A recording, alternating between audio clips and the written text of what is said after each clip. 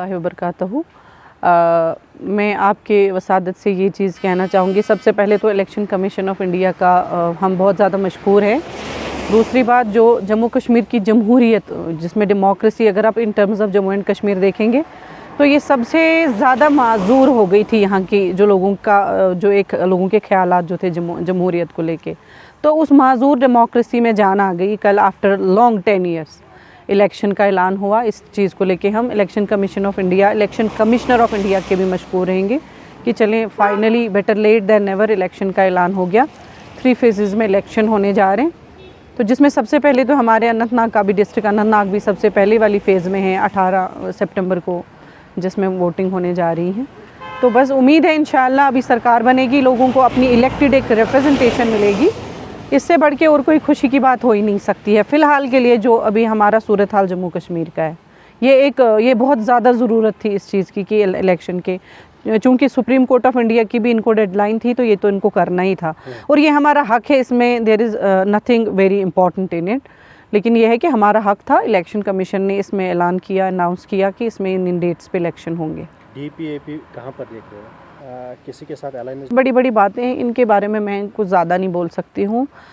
मैं खुश हूँ, अगर मैं पर्सनली आपको ज़ाती तौर पे बोलूँ, मैं बहुत खुश हूँ क्योंकि जम्मू कश्मीर के लोगों को फाइनली अपनी एक इलेक्टेड रिप्रेजेंटेशन चुनने का कोई हक मिल रहा है, उनका वोटिंग राइट उनको वापस मिल रहा है। डेमोक्रेसी यहाँ रिवाइव हो रही है, जो ख़त्म हो चुकी थी, लोगों का डेमोक्रेसी पर से भरोसा ख़त्म हो गया था। अल्टीमेटली अगर ये चीज़ हो रही है, इलेक्शन हो रहे हैं, जिसका हमें दूर दूर तक अंदेशा भी नहीं लग रहा था कि यहाँ कहीं इलेक्शन भी होंगे, तो चलो अल्हम्दुलिल्लाह अगर इलेक्शन की डेट आई है, मैं इस चीज़ को लेके बहुत खुश हूँ। और सबसे इम्पॉर्टेंट चीज़ इसमें पार्टीज़ को छोड़िए, हमारा स्टेटहुड का मसला है, स्टेट हमें वापस मिलनी चाहिए। दफ़ा 370 के अगेंस्ट भी यहाँ बहुत सारी पार्टीज़ हैं, या उसके फेवर में भी बहुत सारी पार्टीज़ हैं। मैं फेवर में हूँ कि जम्मू कश्मीर के लोगों को जिस चीज़ से उनकी सहूलियतें उनको जो मिलेंगी, उनका जो एक हक है, उनका जो स्टेटस है, स्पेशल हमारी जो आइडेंटिटी है वो सेफ़ रहे, उसको हम रिवाइव कर पाएँ, वो मेरी ज़िंदगी का मकसद है। ये मैं ज़ाती तौर पे आपको बोल रही हूँ। तो बाकी इंशाल्लाह आने वाले ये अभी आ रहे हैं इलेक्शन, सरकारें बनेंगी, लोगों को अपने नुमाइंदे चूज़ करने का मौका मिल रहा है, तो इसमें इस चीज़ की सबसे ज़्यादा खुशी। दिस इज़ ऑल्सो इम्पॉर्टेंट, अगर हम सारी पार्टीज़ कश्मीर की जितनी भी पॉलिटिकल, खासकर जम्मू कश्मीर की रीजनल पॉलिटिकल पार्टीज़ जो है, इनको एक साथ होके फिर अलायंस किस किस का क्या बनता है वो अलग बात है, लेकिन फ़िलहाल के लिए जम्मू कश्मीर का स्टेटहुड का मसला है। जम्मू कश्मीर में दफ़ा 370 के हटने के बाद जो दरपेश मसाइल जो हैं, उनको देखते हुए अगर यहाँ की जो जितनी भी पॉलिटिकल पार्टीज़ हैं, इनको एक प्लेटफॉर्म पे आना चाहिए, ना कि PAGD की तरह एक खोखली जमात बनाई आपने, उसमें भी आपके पॉलिटिकल एडवांटेजेस थे, उसमें आपका पॉलिटिकल गेन था, जिसको आपने इस्तेमाल किया। तब आपने उसका मैनिफेस्टो बनाया कि हम PAGD से दफ़ा 370 का जो हटना है उसको वापस लाएंगे। इस तरह की इनकी कोई एक गठजोड़ नहीं होना चाहिए। गठजोड़ होना चाहिए इन पॉलिटिकल पार्टीज़ का, जो रियासत जम्मू कश्मीर के लोगों का, रियासत जम्मू कश्मीर की महिलाओं का, रियासत जम्मू कश्मीर के बेरोज़गार नौजवानों का। इन मसाइल को अगर देखा जाए, उनमें अगर एक अलायंस बनाई जाए, वो बेहतर है, ना कि अगर PAGD की आप बात करोगे या उस जैसी ऑर्गेनाइजेशन देखोगे, उनके सबके पॉलिटिकल गेन्स थे जो उनको टाइम टू टाइम मिलते, इसकी है नहीं। टॉक नहीं रहा तो अब PAGD के हर एक पॉलिटिकल लीडर की कयास आराई होती है। हर कोई बोलता है कि सजाद गनी लोन साहब, अल्ताफ़ बुखारी साहब, they are already a part of BJP।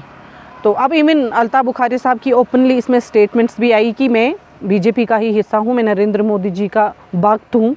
तो उनकी अपनी वो स्टेटमेंट खुद ही उन्होंने अपने मुंह से बोला। अब मुझे बताएं, यहाँ अलायंस उनके साथ तो हमारा बन नहीं सकता, खासकर उन पार्टीज़ का अलायंस नहीं बन सकता है उनके साथ, बुखारी साहब या सजाद गनी लोन साहब के साथ उन पार्टीज़ का अलायंस नहीं बन सकता जो against BJP, against the narrative and agenda BJP जो काम कर रहे हैं, उनका तो जाहिर सी बात है उनके साथ उनका कोई भी, मुझे नहीं लग रहा कि उनके साथ अलायंस बन सकती है। अब जो जिसमें आइडियोलॉजिकल डिफरेंसेस हो वहाँ नहीं बन सकता। हाँ, सिमिलर आइडियोलॉजीज़ में भी, सेक्युलर आइडियोलॉजीज़ में भी ये मिल सकती हैं, अलायंस हो सकती हैं। हम भी उम्मीद करते हैं कि हमें भी शायद कहीं ना कहीं अलायंस की ज़रूरत पड़ सकती है। एक इंडिपेंडेंट जिसको बोलते हैं, हमें BJP से जो बाहर सरकार, BJP को अगर हमने इधर रियासत से भगाना है तो हमारी सरकार की अलायंस ज़रूरी है, बनाने के लिए ज़रूरी है।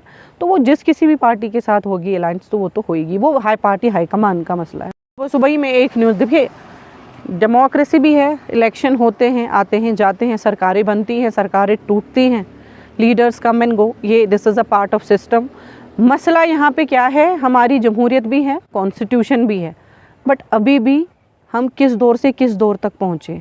78th इंडिपेंडेंस हमने सेलिब्रेट की, but still women are not safe. आप मुझे बोलें, एक गवर्नमेंट मेडिकल कॉलेज जो कोलकाता का गवर्नमेंट मेडिकल कॉलेज है, उसमें एक डॉक्टर मोमिता का रेप होता है, रेप एंड मर्डर होता है। इतना भयानक मर्डर होता है, इतना भयानक उसके साथ हादसा पेश आता है। यहाँ अभी भी फ़ीमेल सेफ़ नहीं है, यहाँ अभी भी फ़ीमेल्स की सुरक्षा को लेके कोई इतने सख्त इक़दाम सरकार की द्वारा नहीं है। जबकि आपको पता है कि मरकज़ी सरकार हमेशा दावे करती है कि हम फीमेल एम्पावरमेंट को लेकर, फीमेल सेफ्टी को लेके, लेकिन जो कुछ अभी हो रहा है, अभी सुबह मैं एक न्यूज़ देख रही थी, उसमें जम्मू की किसी लड़की के रेप की बात चल रही थी। ये हादसे यहाँ आए दिन पेश आ, रेप का जो रेशो है ये बहुत बढ़ चुका है। मेरी गुजारिश रहेगी एलजी एडमिनिस्ट्रेशन से, फ़िलहाल जो जम्मू में एक रेप का इंसिडेंट पेश आया है, यहाँ अभी फ़िलहाल मेरे ख्याल से जितने भी मेडिकल कॉलेजेस हैं, जितने डॉक्टर्स हैं हमारे मुल्क हिंदुस्तान के, सबको एक पीसफुल प्रोटेस्ट करना चाहिए। जो ये लड़की डॉक्टर मोमिता का जो रेप हुआ, इतना ब्लाइंड रेप और मर्डर हुआ, इस पर सबको एक साथ में, I personally stand with doctor Moumita. उनका मर्डर हुआ, वो हम सब का मर्डर हुआ, उसके साथ जो हालात हुए वो यहाँ हिंदुस्तान की हर एक महिला के साथ हुई। तो मेरी गुजारिश रहेगी मरकज़ी सरकार से भी, मेरी गुजारिश रहेगी एलजी साहब से कि इस तरह के जो इंसिडेंट्स है, कड़ी से कड़ी इक़दामात उठाए जाएँ ताकि इस तरह के इंसिडेंट्स हमें मज़ीद यहाँ देखने को नहीं मिले। बाकी आने वाले इलेक्शन के लिए मैं लोगों से गुजारिश करूँगी कि आप मेहरबानी करके वो ब्लाइंडली वोट मत डाला करो। आपके वोट में बहुत ताकत है, आपका वोट बहुत पावरफुल है। अपने वोट का सही इस्तेमाल करो। ऐसे लीडर को वोट दे दो जो लीडर आपका नुमाइंदगी करेगा, ना कि एक करप्टेड आपके लिए एक वो एक आपको हथियार की तरह इस्तेमाल करे, अपने पॉलिटिकल ज़ाती मफाद के लिए आपका इस्तेमाल करे। ऐसे लीडर्स को धुतकारना चाहिए। ऐसे लीडर्स को हमें landscape of this political landscape of Jammu Kashmir से हमें उखाड़ना चाहिए, उनको बाहर फेंकना चाहिए। इसमें बहुत सारे पॉलिटिकल लीडर्स हैं, बहुत सारी पॉलिटिकल पार्टीज़ है जम्मू कश्मीर की, ऐसे लीडर्स जिनको हमें वोट नहीं करना चाहिए, जिन्होंने घर बनाए, जिन्होंने प्रॉपर्टी बनाई, जिन्होंने अपने बच्चों को फॉरेन कंट्रीज़ में पढ़ाया, उनकी नौकरी लग गई, उनके रिश्तेदारों की नौकरी लग गई, ना कि जम्मू कश्मीर की आम आवाम जो इस टाइम मजदूरी, जो इस टाइम महंगाई, जो इस टाइम बेरोज़गारी में जूझ रहे हैं। उनके लिए आज तक मुझे नहीं लग रहा कि 70 साल 75 साल गुजर गए, लेकिन जम्मू कश्मीर का नौजवान ड्रग्स में मुब्तला हो गया, ना कि उसको रोज़ी रोटी मिली। मेरी लोगों से अपील रहेगी कि मेहरबानी करके आंखें खोलें, ऐसे किसी लीडर को वोट करें जो लीडर उनकी यही आवाज़ बनेगा, उनके रोज़गार के लिए खड़े रहेगा, उनके सामने खड़ा रहेगा। यहाँ जो पॉलिटिकल यहाँ इम्प्रिजनमेंट्स है, यहाँ पे सिविल इम्प्रिजनमेंट है, जो हमारे बच्चे हिंदुस्तान के मुख्तलिफ जेलों में हैं, उन बच्चों को मद्देनज़र रख के यहाँ पे इलेक्शन लड़ा जाए। वो मैनिफेस्टोज़ रहें कि हमारे बच्चे, मासूम बच्चे, हमारे तो इवन कुछ तो अनंतनाग से मुझे थोड़े टाइम पहले ही पता चला कि कैंसर पेशेंट जिनका लास्ट स्टेज कैंसर का है, वो हिंदुस्तान के जेलों में मर रहे हैं, उनको आखिरी सांसें घर में लेने नहीं दिए जा रहे हैं। उनके लिए अगर हमारे लीडर कोई काम करेंगे ना तो काबिल-ए-दाद होगा। और ऐसे ही लीडर को मैं चाहती हूँ कि जम्मू कश्मीर के लोग वोट करें, जो इन मसाइलों को रखेगा असेंबली में, जो यही लेके जाएगा, ना कि अपना घर लेके जाएगा, ना कि अपने रिश्तेदार लेके जाएगा। मैं चाहती हूँ कश्मीर की मजलूम आवाम के लिए जो लीडर खड़ा रहेगा असेंबली में, इनके हक़ की आवाज़ उठाएगा, उसको आगे आने दिया जाए, उसी के हक़ में लोग वोट करें।